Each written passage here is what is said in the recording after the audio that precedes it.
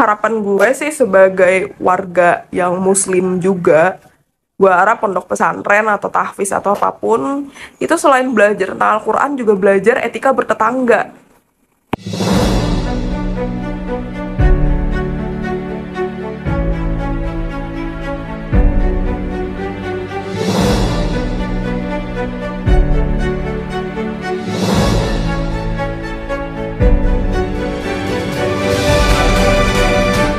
Haleluya, haleluya, shalom alaikum bismillahirrahmanirrahim, salam aki.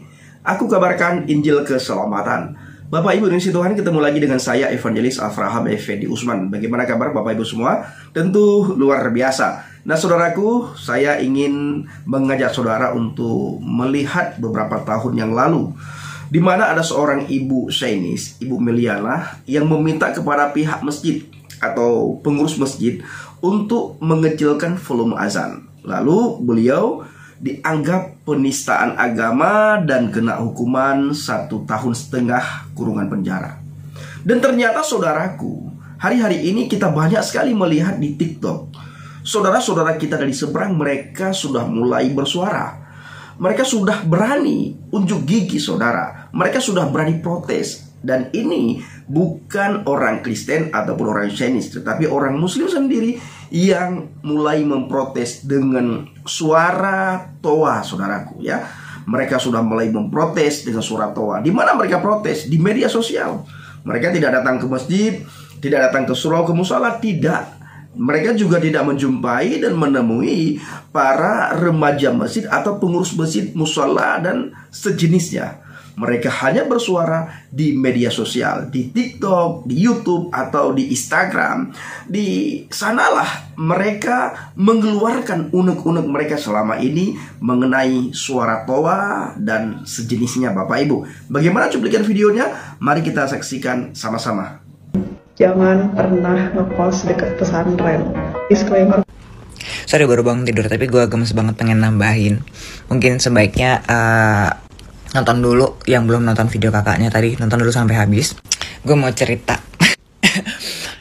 Sebenarnya problem ini tuh bukan hanya dialami oleh yang tinggal di dekat pondok pesantren, tapi juga dialami oleh yang tinggal di dekat masjid.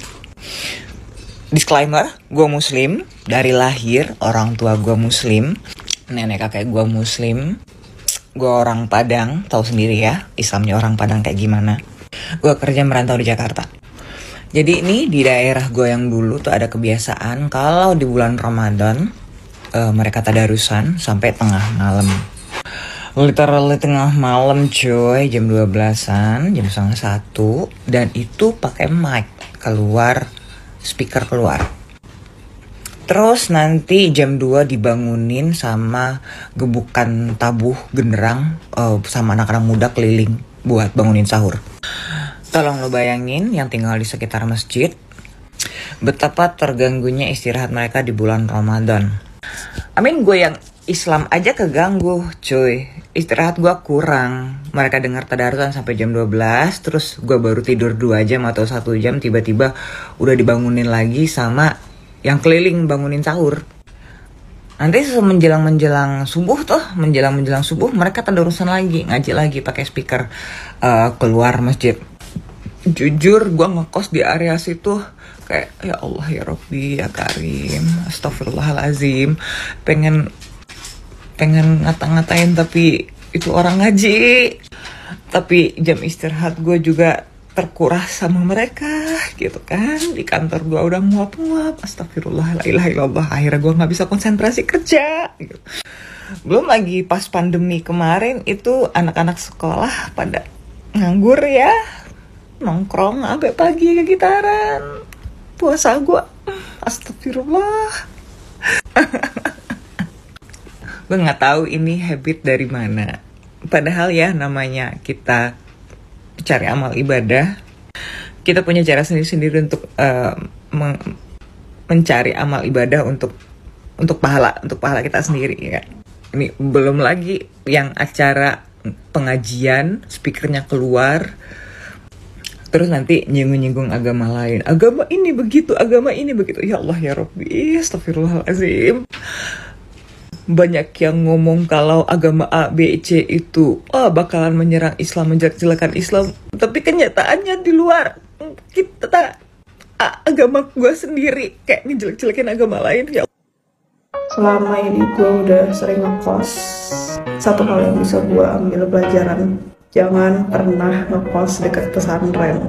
Disclaimer dulu, gue nggak menyudutkan pesantren ya. Gue harus tonton dulu video gue sampai selesai buat tahu kenapa gue bilang gitu. Gue sebenarnya di Pare itu udah tinggal 3 kali pindah-pindah. Nah di kosan gue yang kedua itu tuh tempatnya bagus banget guys. Itu benar-benar comfortable banget sih buat anak kos. Gue tuh sebenarnya paling suka kalau misalnya ngekos itu tuh kena sinar matahari, jadi gue nggak perlu nyalain lampu kalau siang.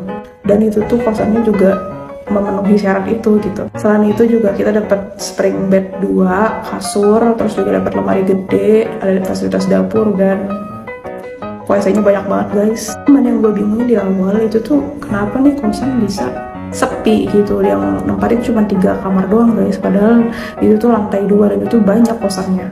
Maka gue tahu sekarang kenapa guys.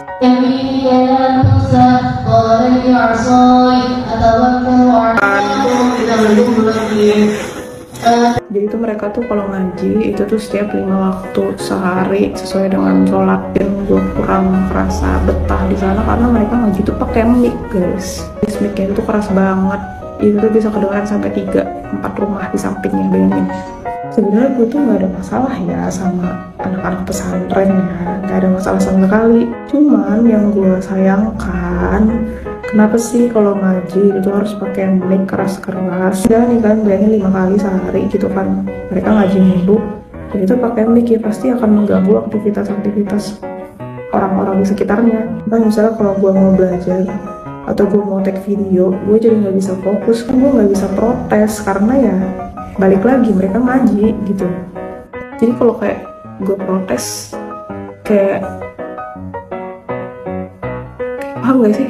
Kalau misalnya lewat di FYP teman-teman kosan gue yang dulu, semoga teman-teman bisa berbenah karena gue nggak bisa nyampein secara langsung. Karena gue nggak enak hati gitu sama anak-anak pesantren ya. Sebenarnya itu bukan salah anak-anak pesantren sih. Itu ya mungkin kesalahan sistem dari pesantren yang kalau mau ngaji itu tuh harus pakai mic gitu. Kan ibaratnya nggak semua orang mau ngedengerin orang ngaji 24/7, ya nggak? Akhirnya setelah itu gue pindah, cuman 1 bulan bertahan situ sama teman gue. Ya gitu deh guys. Cuma 5 waktu kan Kak, nggak apa-apa kan, itu nggak 24 jam, hitung-hitung ngaji, kepanasan ya. Ya Besti, jujur aku kepanasan sih kalau harus dengerin sehari itu 5 kali orang ngaji, dan sekali ngaji itu 2-3 jam. Jadi totalnya sehari itu 10 jam ngajinya. Jujur sih aku juga banyak kerjaan. Ini ada banyak ya barang harus di-review, tapi aku nggak bisa. Aku juga kalau mau belajar nggak bisa, mau bikin video nggak bisa, untuk buat voice over aja juga harus nungguin mereka selesai dulu ngaji. Ini numpuk nih kerjaan aku.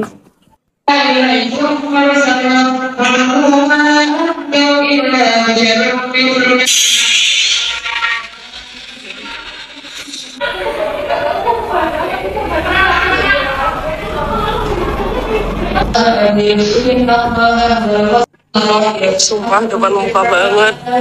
Pernah nggak sih lu ngebayangin kalau lu balik kosan capek-capek habis kerja atau habis belajar itu pengen istirahat tapi nggak bisa karena suara-suara itu? Terus ada yang bilang nih, mending protes aja ke Pak RT, bilang itu nggak semudah itu guys, gue tuh pendatang di sini.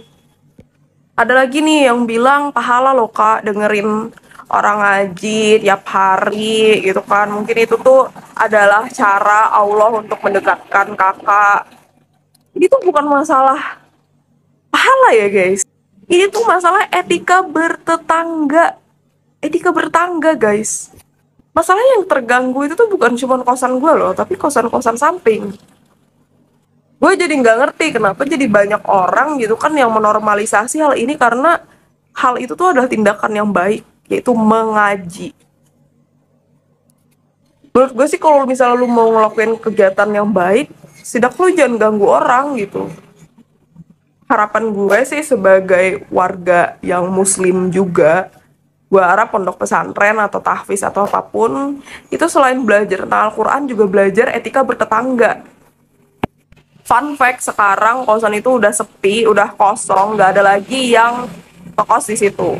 Semuanya pada pindah gara-gara servisnya. Gitu deh guys. Aku pernah pencinta Sinanjala Baget, bagaimana tanggapan Bapak Ibu semua setelah melihat cuplikan tadi? Di cuplikan video tadi kita melihat orang muslim sendiri yang sekarang mereka mulai berani memprotes mengenai suara toa itu Bapak Ibu. Menurut mereka sangat mengganggu aktivitas mereka dan sangat mengganggu istirahat saudaraku.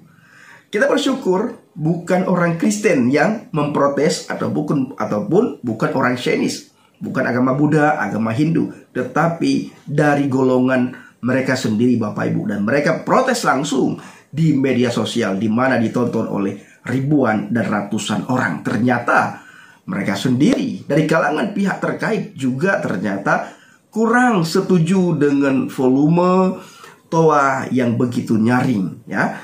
Nah, kalau kita melihat bagaimana Ibu Meliana beberapa tahun yang lalu, di saat beliau melakukan protes, warga tidak senang, terutama sekali pihak daripada masjid tidak senang Bapak Ibu. Apa yang terjadi? Tidak lama kemudian mereka memprovokasi dan sambil teriak takbir, rumah Ibu Meliana dirusak. Tidak cukup di situ saudara. Ada satu vihara juga dirusak parah oleh orang-orang yang mengaku agamanya paling benar, oleh orang-orang yang mengaku rahmatan lil alamin. Nah, saudaraku para pencinta channel Injil Habaget, mari kita beritakan Injil. Kita beritakan firman Tuhan. Hanya dengan Injil seseorang itu bisa berubah, saudaraku. Agama tidak bisa membuat kita berubah. Apalagi agama jelas sekali tidak akan bisa membawa kita ke surga. Dia tidak akan bisa mengantarkan kita ke surga, bertemu dengan Tuhan secara face to face, secara nyata. Tidak bisa.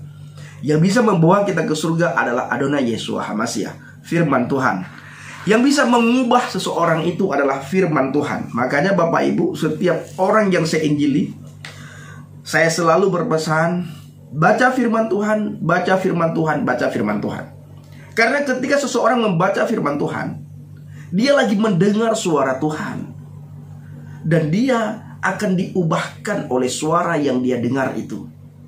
Ketika dia membaca dengan suaranya dikeluarkan sampai telinganya mendengar, maka secara otomatis orang tersebut lagi mendengar suara Tuhan. Dan suara Tuhan itu nantinya yang akan mengubah hidup seseorang, mengubah pola pikir seseorang, memperbaharui budi seseorang.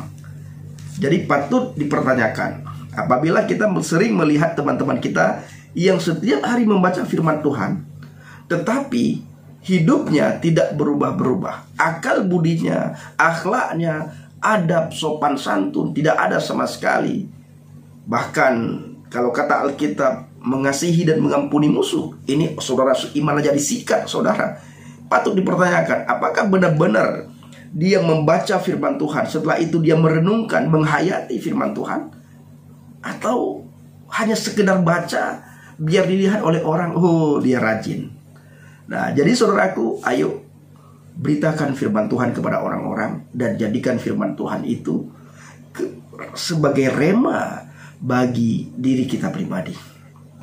Ingat, yang bisa mengubah seseorang itu adalah firman Tuhan, bukan agama. Karena agama manapun itu ciptaan manusia, agama manapun, ya, manusia yang buat. Adanya agama Buddha, siapa yang bawa? Adanya agama Hindu, siapa yang bawa? Agama manapun. Bahkan Yeshua HaMashiach tidak membawa agama. Dianggap orang yang ikut Yeshua HaMashiach atau Yesus Kristus dianggap beragama Kristen. Tapi yang jelas saudaraku, tidak ada satupun agama yang bisa menyelamatkan umat manusia. Dan tidak ada satupun agama yang bisa mengantar orang kepada Tuhan. Tidak ada.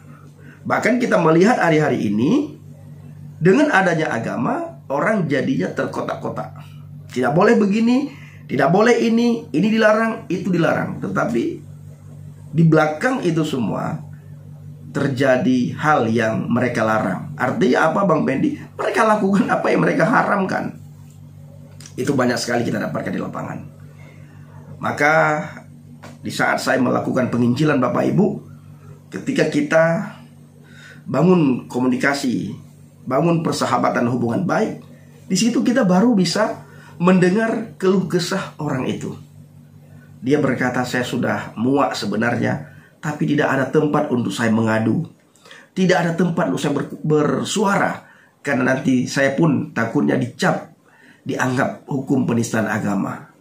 Jadi saudara, hukum penistaan agama dibuat hanya untuk melindungi, seolah-olah hanya untuk melindungi agama tertentu.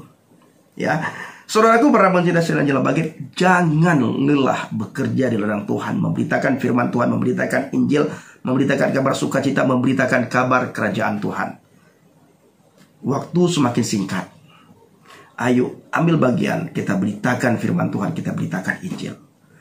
Terima kasih. Assalamualaikum bisim hamasyah. Salam Aki.